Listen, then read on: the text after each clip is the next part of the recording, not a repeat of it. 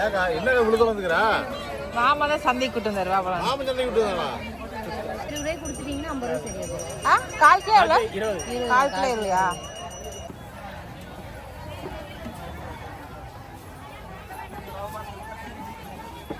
பார்த்து என்ன நல்லா ஊறி தெரியுமா எடுங்க. எடுத்திருக்கேன்.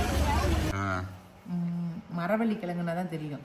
அந்த கிழங்கு அப்பளம் அவ்வளோதான். இது வந்து ஒரு 2 நாள் காய வச்சு எடுத்தோமா சூப்பரான வடகம் ரெடி.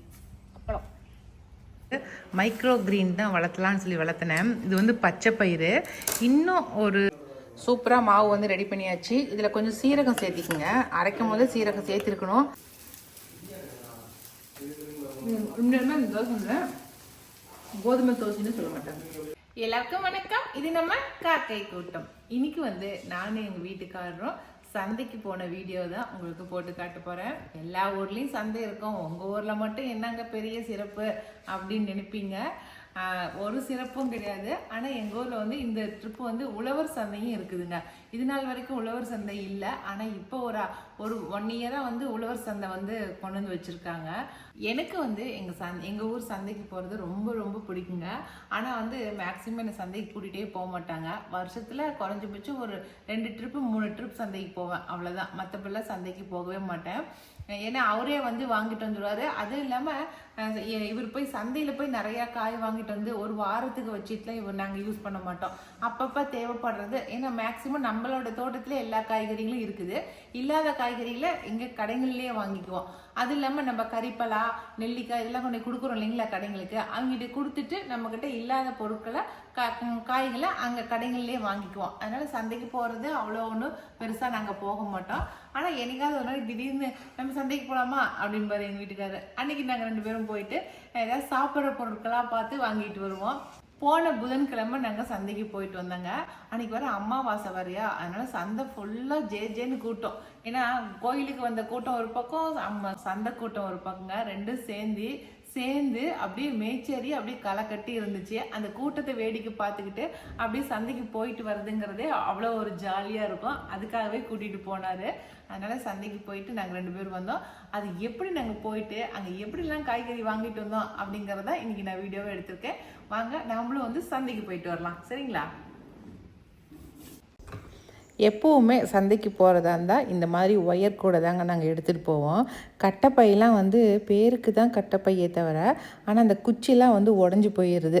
வெயிட் வச்சு நம்ம தூக்கும் போது படக்குன்னு உடஞ்சி போயிடுது. அதனால் கட்டைப்பையெல்லாம் நாங்கள் யூஸ் பண்ணுறது கிடையாது. ஏதாவது கம்மியாக வாங்குறதா இருந்தால் எடுத்துகிட்டு போவோமே தவிர, அதுவுமே மேக்ஸிமம் எல்லா சைஸ்லேயுமே ஒயர் கூட வச்சுருக்கேன். அதனால் ஒயர் கூட தான் நாங்கள் யூஸ் பண்ணிக்கிறது. இதுதாங்க எங்கள் ஊரில் இருக்கிற ஆடுங்க, வெள்ளை ஆடுங்க. பாருங்களேன், எல்லாம் ஒரே சைஸாக பார்க்குறதுக்கு எவ்வளோ சூப்பராக இருக்குல்ல.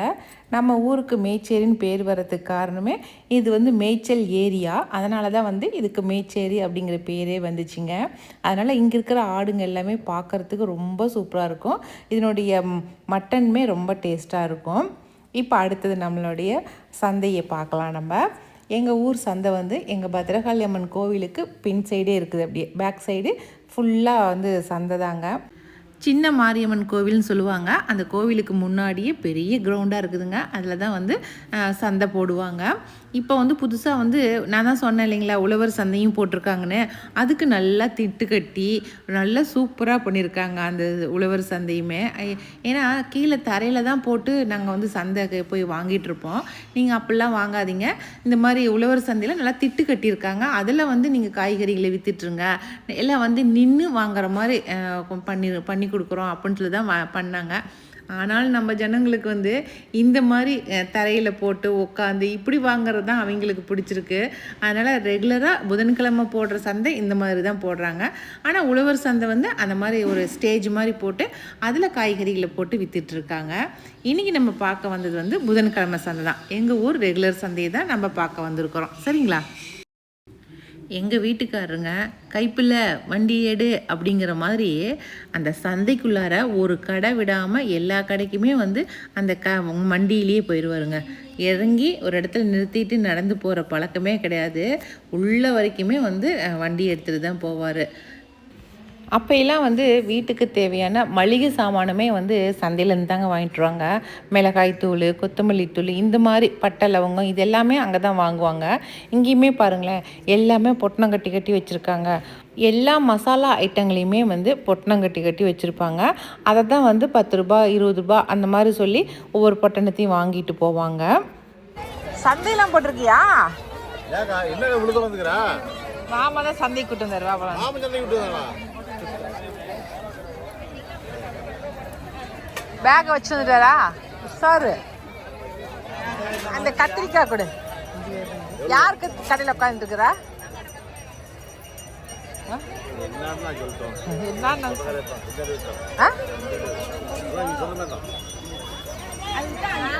சின்ன சின்ன கத்திரிக்காய் பறிக்கணும். கத்திரிக்காய் வாங்கிக்கலாம். எவ்வளோ இது? கூறு 20 தான் மாமா. கூறு கிலோ 20 ரூபாய்க்கு தரங்கிறாங்க. கூறு 20 தான் மாமா சொன்னேன். கிலோனா 1 கிலோ வராது. ஏக்கா சொந்தக்கார பாத்துக்கயா. தம்பி நெல்லிக்காய் எவ்வளோ? நெல்லிக்காய் 20 ரூபாய்க்கு கொடுத்துட்டீங்கன்னா 50 ரூபா சரியாது. கால் கிலோ எவ்வளோ? கால் கிலோ 20. நம்ம மரத்தில் நெல்லிக்காய் இன்னும் வரவே இல்லையே. இந்த தம்பிக்கு மட்டும் நெல்லிக்காய் வந்திருக்கு. அது எங்கே வாங்கியிருக்கோம் அப்படிங்கிறதுக்காக தான் நான் கேட்டேன். சேலத்தில் அப்பா வாங்கிட்டு வந்து போட்டாங்கக்கா அப்படின்னு சொல்லி சொன்னா. அப்படியே சந்தையில் வந்து 1/4 கிலோ 20 ரூபான்னு சொல்லி கொடுக்குறாங்க. ஆனால் டிபார்ட்மெண்ட் ஸ்டோரில் எவ்வளோ கொடுக்குறாங்க அப்படிங்கிறது தெரியலிங்க. ஆனால் இங்கே வந்து சந்தையில் வந்து 1/4 கிலோ போட்டு தம்பி அப்படின்னு சொல்லிட்டு ஒரு நெல்லிக்காய் எடுத்து வாயில் போட்டு நம்ம மென்னுக்கிட்டே இருக்கலாம். அந்த ஸ்பெஷாலிட்டிலாம் வந்து நமக்கு டிபார்ட்மெண்ட் ஸ்டோரில் கிடைக்காது. எப்போவுமே வாரம் வந்து கேரட் வாங்கிட்டு வந்துடுவாருங்க. ஏன்னா விகாஸ் தம்பி வந்து ஜூஸ் போட்டு தரணும் அப்படிங்கிறதுக்காக கேரட்டும் பீட்ரூட்டும் போட்டு ஜூஸ் போட்டு கொடுத்துருவேன். இப்போ வந்து கேரட் 1 கிலோ வந்து 30 ரூபான்னு சொல்லியிருந்தாங்க. அதனால் ஒரு 2 கிலோ கேரட் வாங்கிக்கலாம் அப்படின்னு சொல்லிட்டு கேரட் வாங்கினார். சந்தையாக இருக்கட்டும், திருவிழாவாக இருக்கட்டும், தெவமாக இருக்கட்டும், எந்த ஒரு விசேஷமாக இருந்தாலும் இந்த பஞ்சு மிட்டாய்க்காரு இல்லாத இடமே கிடையாதுங்க. எங்கள் சந்தையிலையுமே இந்த பஞ்சு மிட்டாய்க்காருங்க பஞ்சு மிட்டாய் மணி அடிச்சுக்கிட்டே விற்றுட்டு இருந்தார்.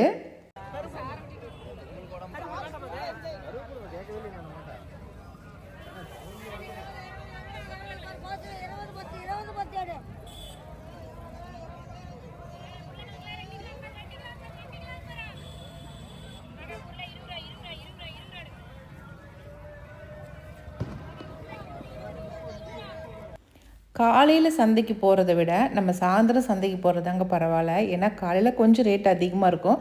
சாயந்தரம் போக போக இருக்கிறது விற்றுட்டு போயிடலாம் அப்படின்ட்டு கொஞ்சம் ரேட்டு கம்மியாகவே கொடுப்பாங்க.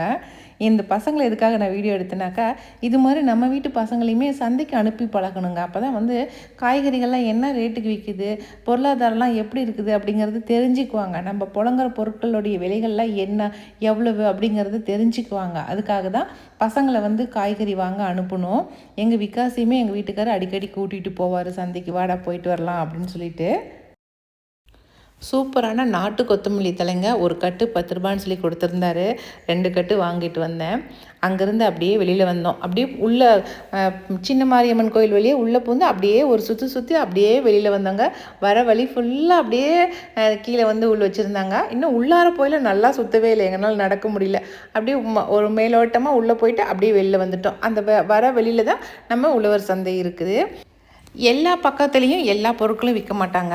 இந்த சைடில் வந்து வாழைப்பழம் விற்கிறாங்கன்னா இந்த சைடு வந்து கரும்பு விற்பாங்க, இந்த சைடு பலாப்பழம் விற்பாங்க, இந்த சைடு காய்கறிகள் விற்பாங்க. இந்த மாதிரி ஒவ்வொரு சைடு ஒவ்வொன்றும் வச்சுருப்பாங்க.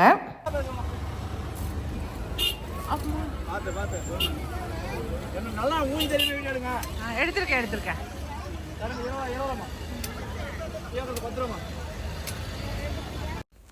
அதனால் கரெக்டாக நம்ம அந்த பக்கம் போனால் அந்த பொருள் கிடைக்கும் அப்படிங்கிறது கரெக்டாக நமக்கு தெரியும். அதனால் அந்தந்த பக்கத்துக்கு போனோமாவே போதுங்க, தேவையான பொருட்களை நம்ம வாங்கிட்டு வந்துடலாம்.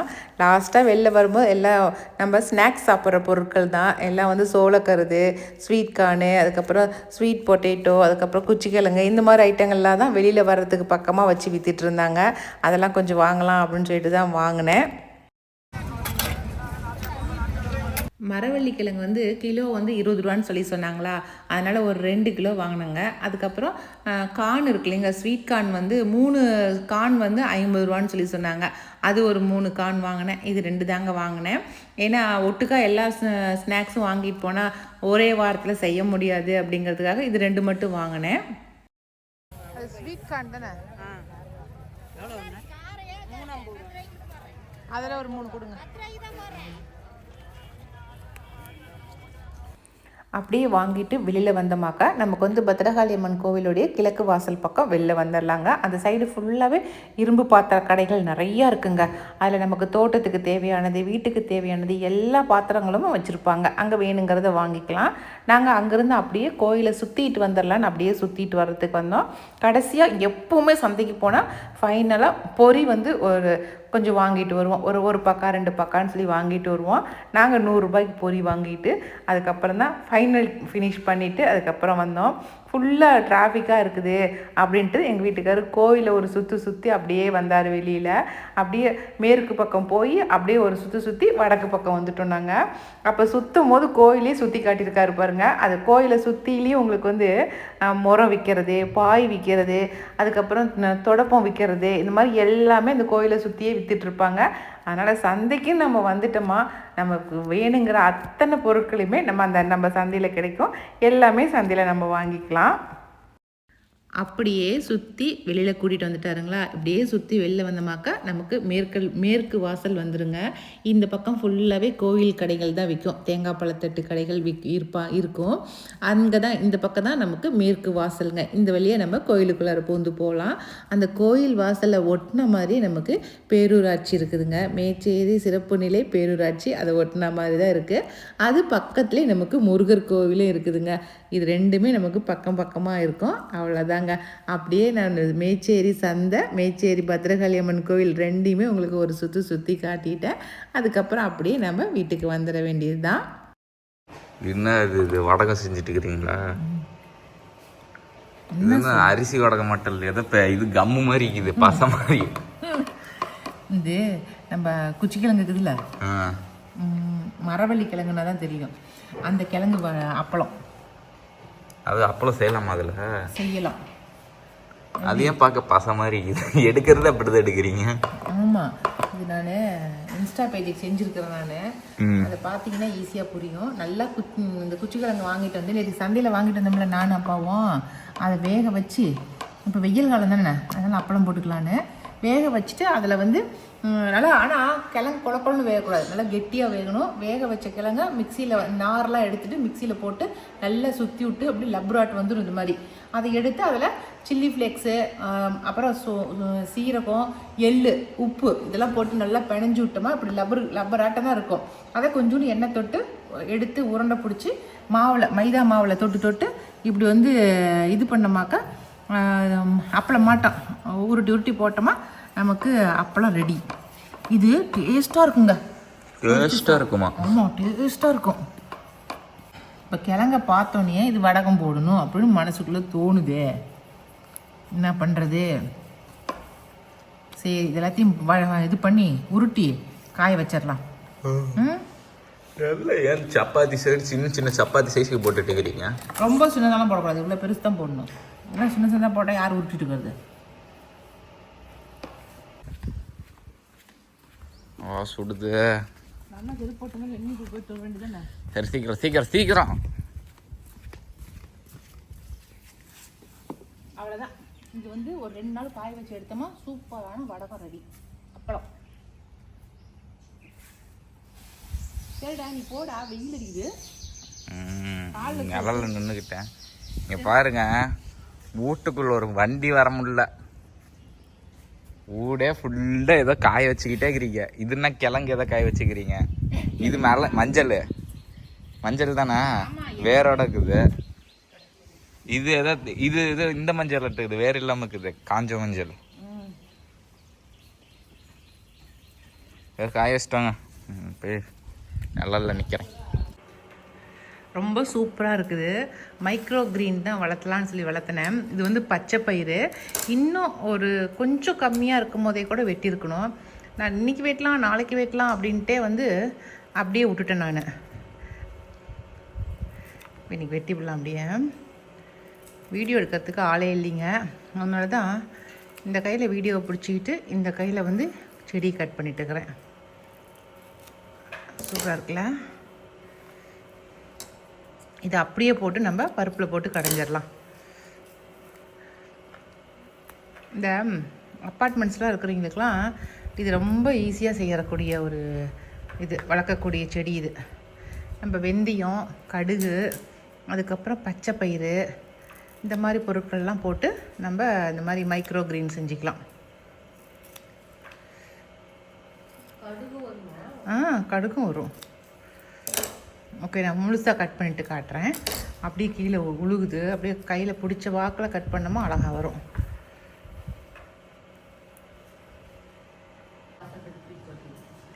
எல்லாத்தையுமே அறுத்துட்டேன் பாருங்க. ஏன்னா இதுக்கு மேலே வளர விட்டோமா நல்லா இருக்காது, டேஸ்ட் மாறிடும். கொஞ்சம் அறுத்து வச்சுட்டேன், இன்னும் நாளைக்கு கூட நம்ம செஞ்சுக்கலான்னு. இவ்வளோ போதும், பருப்பில் போட்டு கடைஞ்சிடலாம் அப்படின்ட்டு. இது மறுபடியும் துளிர் எடுத்து வருமா என்னன்னு தெரியல. ஒரு ட்ரிப் டெஸ்ட்டு பண்ணி பார்க்கலாம் அப்படின்னு ஒரு 2 நாளைக்கு வச்சுருக்கலாம் அப்படின்னு நினச்சிட்டு இருக்கிறேன். வச்சு பார்க்கலாம் என்ன மறுபடியும் துளிர் வருதா வள்ளியா அப்படின்னு சொல்லிட்டு. சரிங்களா? இந்த தண்டோடு இப்படியே போட்டோமா கூட பரவாயில்லடி. அதாவது கிரேவி செய்கிறோம்ல, இது வேரை மட்டும் கட் பண்ணிவிட்டு தண்டை போட்டு அப்படியே ஒரு கிரேவியாக செஞ்சு கூட சாப்பிட்லாம். எல்லாமே சத்து தானே. இந்த கொத்தமல்லி தலையில் தண்டை மட்டும் அரைக்கிறாங்கள்ல, அது மாதிரி அப்படி கூட செய்யலாம். ஒழுங்கு அது அப்படியே இருக்கட்டும். இப்போ போய் பருப்பு போட்டு கீரை போட்டு கடைஞ்சிடலாம். நைட் டிஃபனுக்கு விகாஸ் தம்பிக்கு திண்டுக்கல் பிரியாணி செஞ்சுருக்குது. இந்த பேக்கெட் வாங்கிட்டு தான் குக்குடில் அதை பார்த்து ரெசிபியை பார்த்து தாளித்து விட்டாச்சு. அது எப்படி வரப்போதோ தெரியல. மொத்தம் போட்டு தம் போட்டு விட்டுட்டேன். அது அமம்பாடு.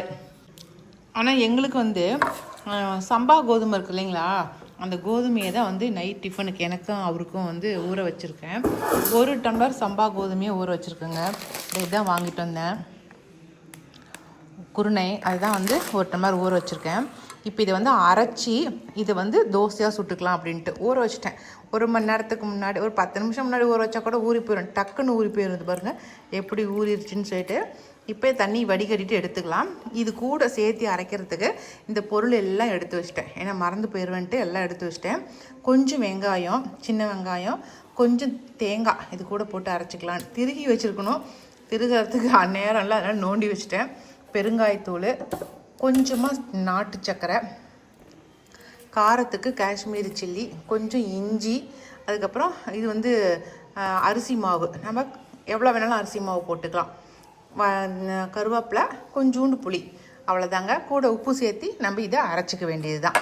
நான் இப்போ இதை மிக்ஸி ஜார் எடுத்து இது எல்லாத்தையும் சேர்த்து அரைச்சிட்டு நான் காட்டுறேன் உங்களுக்கு.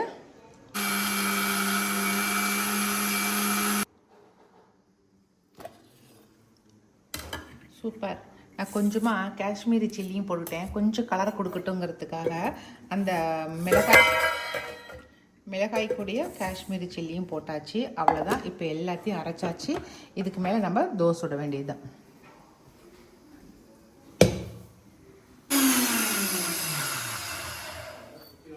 சூப்பராக மாவு ரெடி பண்ணியாச்சு. இதில் கொஞ்சம் சீரகம் சேர்த்திக்குங்க. அரைக்கும் போது சீரகம் சேர்த்திருக்கணும், சேர்த்த மறந்துட்டேன். நீங்கள் சேர்த்திக்குங்க. இப்போ நான் சேர்த்திட்டேன் சீரகத்தை. சரிங்களா? இப்போ நல்ல தண்ணியாட்டமே இருக்கட்டும். நம்ம தோசை சுட்டு பார்க்கலாம். நம்ம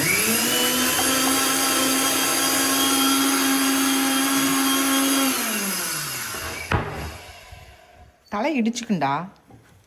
சட்னி ரெடியா? கொஞ்சம் தண்ணி தான் தெளித்து ஊற்றி தாருடா. இதுக்கு நார்மலாக சட்னியே சூப்பராக இருக்கும். இன்னும் கூட தண்ணி தெளிச்சுக்கலாம். ரவா தோசை மாதிரி சுத்தமாகவே சூப்பராக இருக்கும்.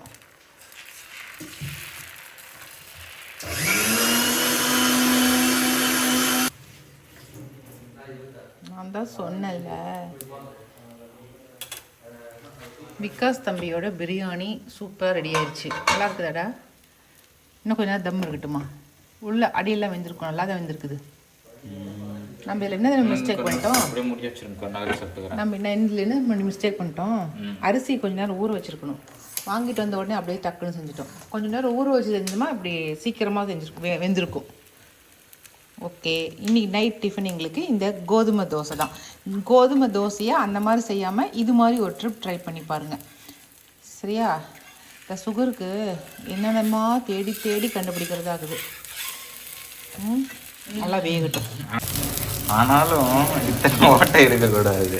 டேய், அந்த ரவா தோசை இப்படி ஓட்டை தான் இருக்கும். என்ன ரவா தோசை? ரவா தோசை வாங்கி சாப்பிட்டதில்ல? போய் சத்தியமா நான் ரவா தோசை எனக்கு பிடிக்காது. பிடிக்காதா? சரி அப்படின்னா பத்தியா சுட்டுட்டேன்.